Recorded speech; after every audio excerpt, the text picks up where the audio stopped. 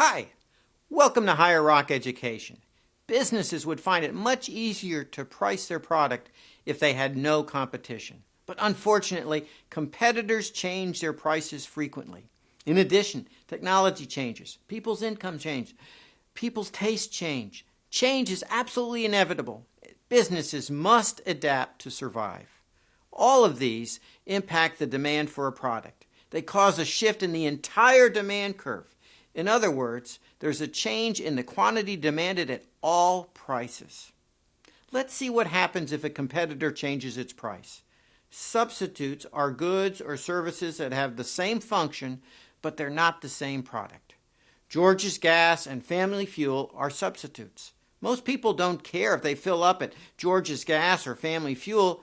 They just want to pay the lowest price. So assume that you need to fill up and you see a George's Gas and a Family Fuel station on different corners of an intersection. If Family Fuel reduced its price, do you think many customers would choose to switch from George's Gas to Family Fuel? Let's look at George's Gas and Family Fuel demand curves before Family Fuel reduced its price. At $3 per gallon, Family Fuel sells 2,750 gallons per day. George's Gas sells 3,100 gallons per day.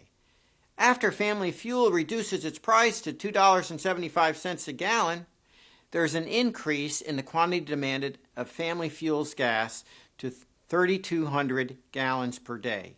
George's Gas hasn't changed its price, yet George's Gas would be hurt as more people would take advantage of Family Fuel's lower price. This results in a leftward shift in the demand curve for George's Gas. Now, George's Gas is only going to be able to sell 2,500 gallons per day at $3 per gallon. Sometimes an increase in the price of a product can decrease the demand for a related product. When gas prices soared in 2011, sales of sports utility vehicles plummeted. Why? Because sports utility vehicles did not get as high a gas mileage as smaller cars.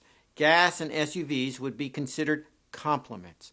Complements are goods that are usually used together, so an increase in the price of one good has a detrimental effect on the demand for its complement.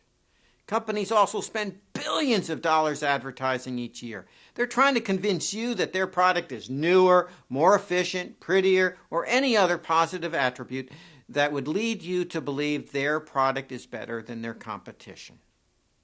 If we graph that, we show that the demand curve for SUVs shifts to the left because of the higher price for gasoline.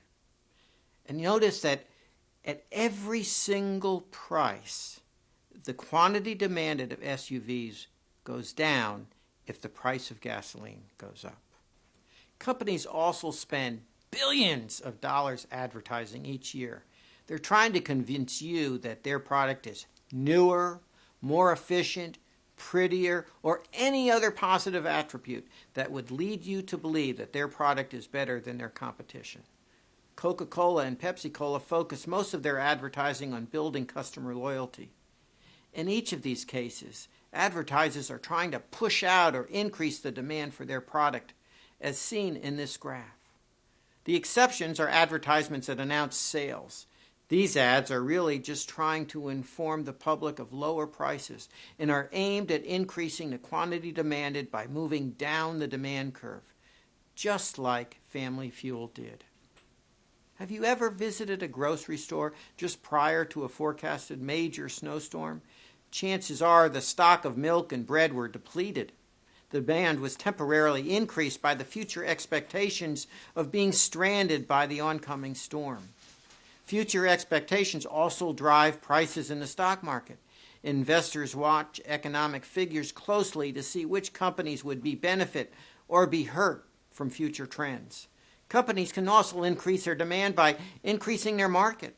McDonald's, KFC, Burger King, and many other fast food restaurants have increased their demand by opening stores in other countries.